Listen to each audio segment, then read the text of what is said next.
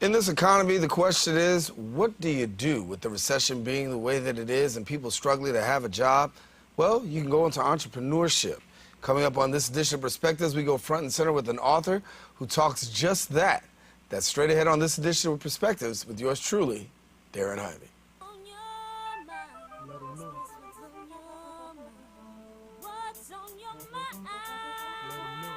Anything relevant to life, you bring it to the table. Whether you make a move solo or a movement with a stable. No fables, you speak on your decisions. Cause in the long run, it's your voice, your views, your vision. Keeping it real with many messages for you to know. This ain't radio, but DJ runs the show. Entertainment, he rocks it. Politics, he locks it. The host with the most would handle any topic. Don't forget to share your perspective, which shines a light. Cause it might make a difference in someone else's life. What's your perspective?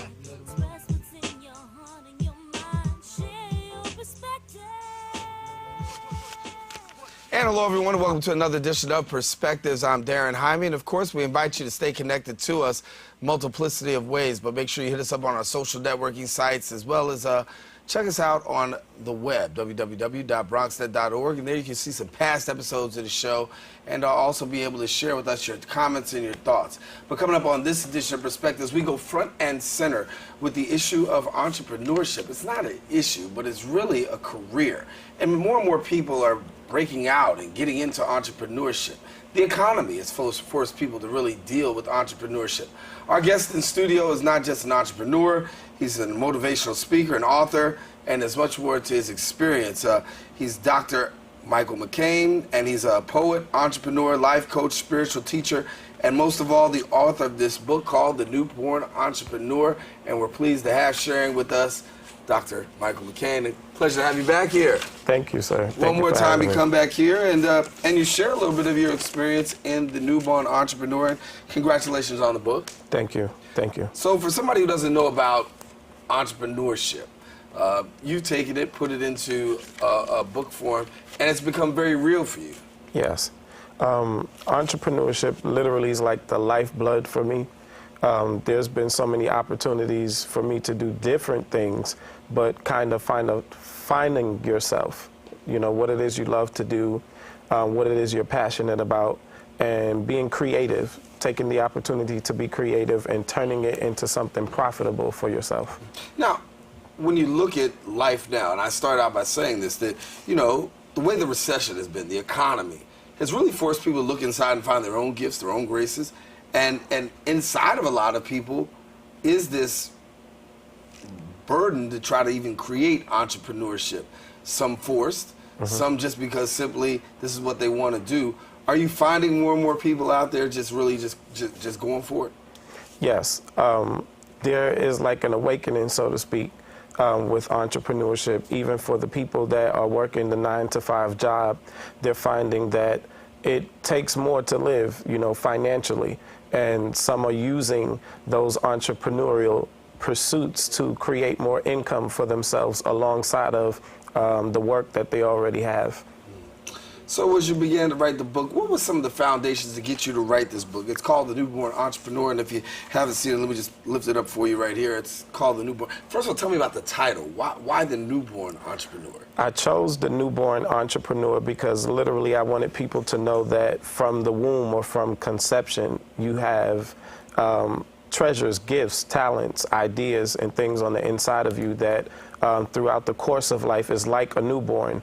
You have these things in you, but it's a process of getting to know them and them unfolding in your life, you discovering them, and also it's like a baby being molded and born and taking those first steps, you know, those first stumbles, learning the language, so to speak, and things of that nature, growing into the adult or the person that you will be in the future.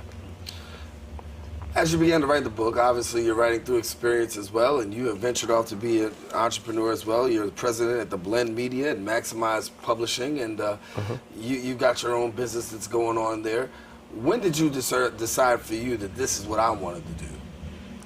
I made that decision in between some changes that was going on in my life, such as divorce, dealing with some changes that happened with ministry, and I realized that I was dealing with a situation where I knew that I was talented and gifted, and I was not fully using everything that I had on the inside of me, which caused me going beyond just writing the books to seeking to maximizing my potential and using the publishing company to take it a step further, not just publishing my own work, but also helping those that needed an outlet to have their voices be heard. Mm-hmm.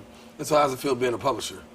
It feels great when you connect with people and you're able to help people birth their visions, coach them through steps necessary, because some people need the help. You know, they have the idea, they have the message, but may not have everything that's needed to get them through the process.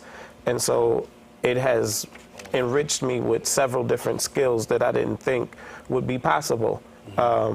All I knew is that I wrote books, but I never knew that I would end up being a CEO of a publishing company and coaching others and bringing others through that process.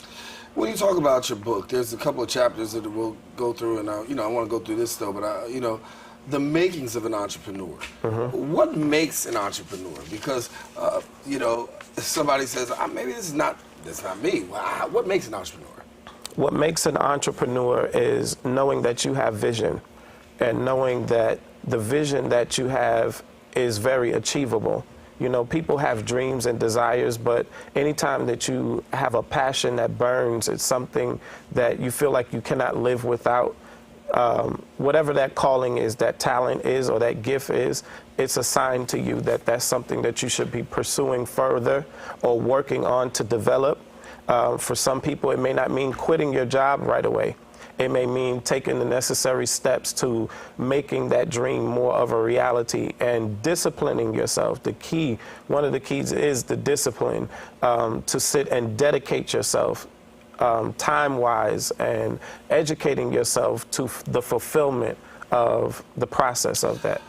You said something very important about quitting your job right away, because I think sometimes when people get the conception that they're supposed to branch off in a different area, whether it's entrepreneurship, even when it's time to move on and find another job or a career path, it's almost like the first step that people make sometimes hurriedly Right. is to abort the job that you have. Right. Speak to us about that, because you got to know when to make the move to be that entrepreneur. And I know for you, you've made some moves in your own life, and one even moving down south. But talk to us about the timing in making these moves.